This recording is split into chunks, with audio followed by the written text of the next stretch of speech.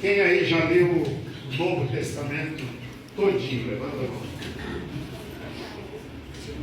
Só? Bom, leu o Novo Testamento, viu? Vocês que são adolescentes, jovens, leiam o Novo Testamento. É muito bom. Nós vamos ler Filipenses 4:4. Alegrem-se sempre no Senhor. Outra vez digo, sejam alegres no Senhor. Perto está o Senhor de todos os que têm equilíbrio.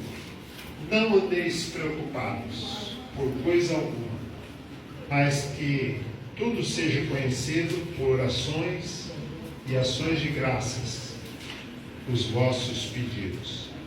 E a paz de Deus, que excede todo entendimento, guardará o coração de vocês em Cristo Jesus. Amém? Amém. Glória a Deus. É muito bom nós que somos adolescentes, vocês, né? Aprender a ler a Bíblia, porque lá na escola vocês também têm que ler, né? Português. Quem gosta de português? Levanta a mão. Quem gosta de matemática? Eu não, eu era péssimo em matemática.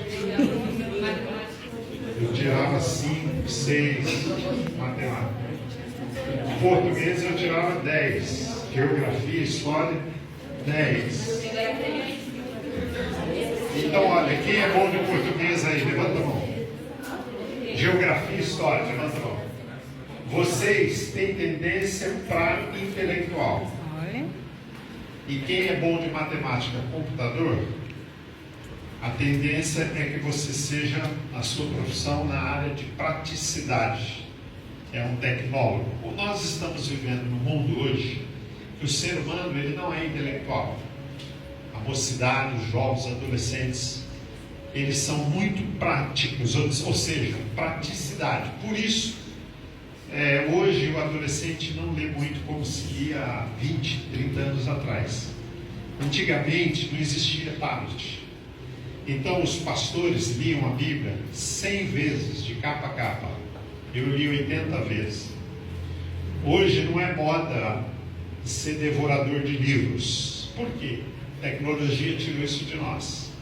A tecnologia, a revolução digital, fez do jovem, o adolescente e os velhos também preguiçosos. Eu mesmo lia muito mais antes do celular. Hoje eu não leio a Bíblia como lia há 20 anos atrás. Então, a tecnologia é uma coisa boa, por um lado, e por outro, nos deixa preguiçoso para pensar. Então, hoje, a tecnologia, ela está fazendo o ser humano ficar manipulado. E nós somos manipulados hoje, o ser humano. Somos manipulados pelo consumo, porque o que aprendemos na mídia é que para ser feliz, temos que consumir, né? O celular 11, eu quero 12. O 12 não presta mais, eu quero 13. Agora eu quero 14. O ser humano vive em busca de devorar, sempre consumir, como se isso fosse a verdadeira felicidade. E isso é uma mentira, porque a verdadeira felicidade não está nessas coisas. Então nós vamos falar aqui hoje. Quero pedir desculpa para vocês, cheguei atrasado, é porque hoje foi um dia muito corrido. Eu recebi lá meus irmãos em casa, que vieram de longe, 2 pastores que vieram do Rio de Janeiro, foram tomar café lá em casa, então eu tinha que dar atenção para um monte de gente e correr para cá. Mas eu anotei algumas coisas aqui, porque eu fui adolescente igual a vocês, né? Então, qual é o desafio hoje dos adolescentes? Nós temos vários desafios, né? Pressões sociais, familiares, acadêmicas e emocionais. Então, pressão familiares. Os pais e mãe exigem de nós o quê? Estuda. Isso é uma pressão, tem que estudar. E eu fui professor de adolescente durante um ano eu dei aula no estado de filosofia para os adolescentes lá em Presidente Prudente, 3º ano. E eu escrevi no quadro: quem não estuda não vai para o céu. Aí os alunos falaram: só podia ser pastor para pôr uma heresia dessa no quadro. porque a maioria era católico. 80% dos alunos era católico. E só 20% era evangélico. E eu escrevi no quadro: quem não estuda não vai para o céu. Aí eles ficaram tudo bravos. Mas isso aí é uma heresia, o padre nunca ensinou isso. Aí eu falei: quem não estuda não vai para o céu. E embaixo eu coloquei: está condenado ao inferno da condição social.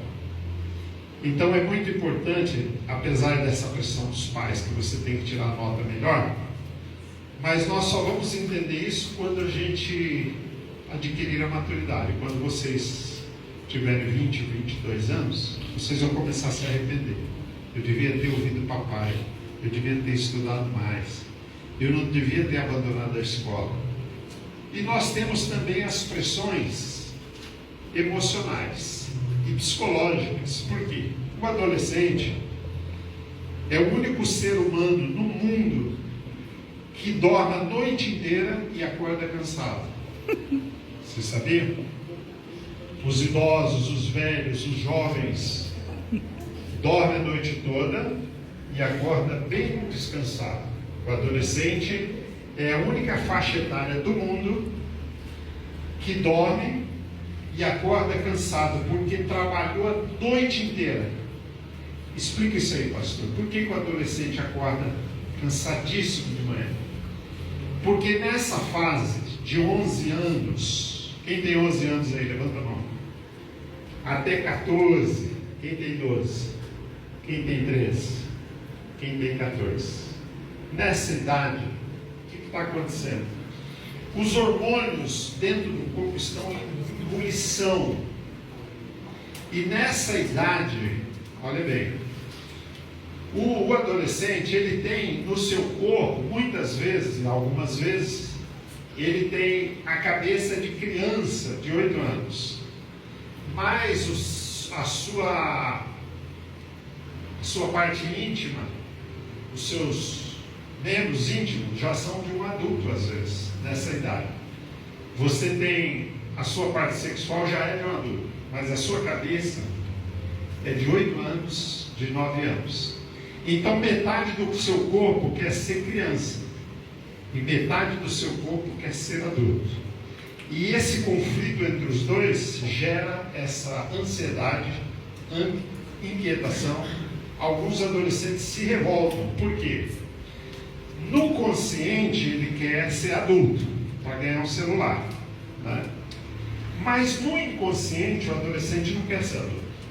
Por quê? Porque adulto tem que levantar cedo, tem que pagar aluguel, tem que pagar água, tem que pagar luz, tem que trazer comida para casa.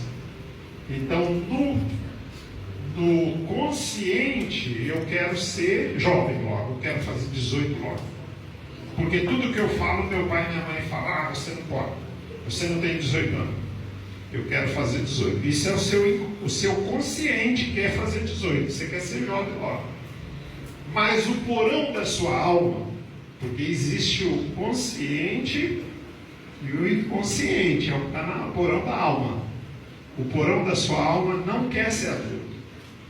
E esse conflito entre ser adulto e ser criança ou ser jovem gera inquietação, ansiedade no adolescente. E, por exemplo, a mãe, ela fala para você, quando você faz arte, ela fala: você cria juízo, você já é grande, está fazendo arte. Mas quando você pede o celular para ela, o que ela fala? Você é uma criança, você não pode ter celular. Mas quando você faz arte, é o contrário, né? A mãe fala: você está uma bruta moçona e fazendo arte de criança. Então esse conflito, alguns adolescentes se trancam no quarto, põem som no muito volume, se revolta contra os pais, certo? Se revolta contra o mundo. E às vezes os pais não têm paciência, não têm sabedoria e falam: meu filho é aborrecente, está endemoniado, meu filho. Porque o pai, muitas vezes, por falta de sabedoria, e eu passei por isso, porque fui adolescente igual vocês, na Assembleia de Deus, com 12 anos, eu já tocava na banda, Com 12 anos eu tocava no coral, com 12 anos eu já tinha lido a Bíblia toda 2 vezes, com 12 anos de idade. E com 14 anos eu regia a banda. Com 15 anos eu fabriquei os bancos da igreja. Mas eu fazia muita arte. Eu não era aquele adolescente bonzinho, obediente, não. Eu era terrível. Subia em cima do telhado da igreja, subia em cima da árvore, jogava pedra de manga, brigava no corredor da igreja com os moleques, né, da igreja. Eu não era aquele santinho, aquele bonzinho. Porque a adolescência é uma fase que o adolescente ele é rebelde. Mas não é o diabo, é porque ele está passando por uma transformação. Inclusive essa palestra tem que ser dada com os pais juntos, né? Depois nós vamos fazer uma palestra só com pais e mães de adolescentes. Porque se o pai tiver paciência com o adolescente nessa idade, vai ganhar ele para Jesus. E se o pai não tiver paciência, é demônio, é rebelde, é aborrecente, vai perder o filho para as drogas, para o mundo, para tudo que não presta. E se o pai tiver paciência com os adolescentes, que é a fase mais difícil para criar os filhos, os pais sofrem muito, porque eles têm que trabalhar para trazer comida para casa, né? Eles têm um monte de responsabilidade e muitas vezes eles não têm essa paciência para nos dar atenção. Então, vocês querem fazer uma pergunta para mim continuar a palestra? Sobre o que eu falei até agora? Pode perguntar. Alguém quer fazer uma pergunta? Ele não entendeu alguma coisa? Quer, Mateus? Pode falar, Mateus. Então vamos prosseguir. Então vocês entenderam, né?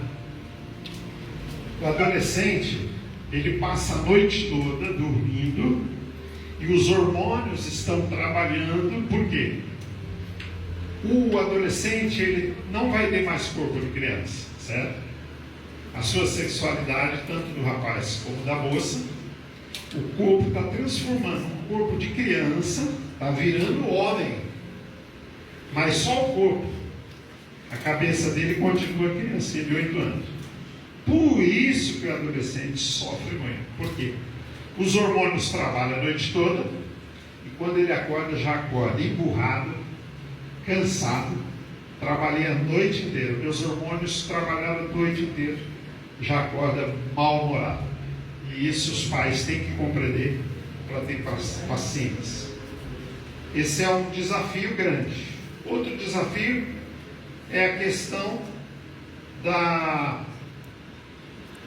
as pressões familiares, né, dos pais. Às vezes o adolescente ele cisma, ele fala: o meu pai deu um celular 11 para mim e para minha irmã deu um 13. Então meu pai gosta mais da minha irmã do que de mim. O meu pai me deu uma bicicleta velha e para o meu irmão deu um ano mais nova. Então meu pai, minha mãe não gosta de mim, gosta da outra minha irmã. Então o adolescente sempre vai ter essa revolta com os pais, de achar que o pai gosta mais do outro filho, essa pressão que existe em relação. E aconteceu comigo. Eu tinha 12 anos, eu tinha 14 anos na época, mas eu trabalhava de servente de pedreiro e trabalhava de marceneiro e estudava à noite. E o meu pai, ele tinha um carro, e naquela época todo mundo lá em Corumbá era terra sem lei, cidade sem lei, e lá não tinha capacete, a polícia não multava. Menino de 14 anos dirigia na cidade, a polícia dificilmente parava. Hoje não, hoje você não pode dirigir de jeito nenhum, menos 18 anos. Mas naquela época no Mato Grosso que eu morava, era normal. E eu falei para o meu pai: papai, deixa eu dirigir um carro do senhor, que eu vou lavar o carro, eu vou brilhar o carro do senhor, vou lavar por dentro e por fora. Só que eu quero dar uma volta no carro, eu quero dirigir o carro no quarteirão. Aí meu pai falou: mas você é um moleque, você tem 14 anos, você vai bater o carro, a polícia vai te prender. E ele não deixou eu dirigir o carro, e nem lavar o carro. Aí o meu irmão caçula Foi lá, ele tinha 12 anos, eu tinha 14. E só que ele já tinha a minha altura. Aí ele falou: papai, deixa eu lavar o carro e dirigir. Eu vou lavar e dar uma volta no quarteirão. Meu pai deu a chave para ele e ele deu a volta no quarteirão e lavou o carro. Isso